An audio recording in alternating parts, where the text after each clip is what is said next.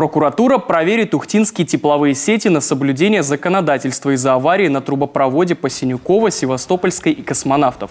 Повреждения на подающем трубопроводе обнаружили 7 марта около полудня. В 13:30 бригада ухтинских теплосетей начала его устранение. Без теплоснабжения на тот момент остались 28 объектов, в том числе 22 многоквартирных дома.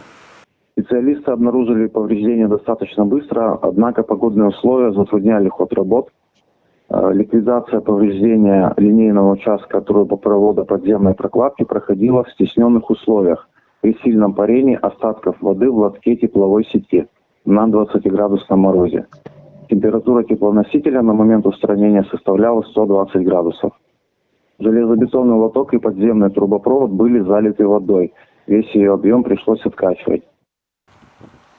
К 9 вечера сварочные работы были завершены и началась процедура подключения домов к теплоносителю. К утру 8 марта, по данным ЕДДС, отопление включили во всех домах. По информации представителей тепловой компании, авария произошла на старом участке трубопровода. Как уточнили в прокуратуре, проверка в данном случае носит штатный характер.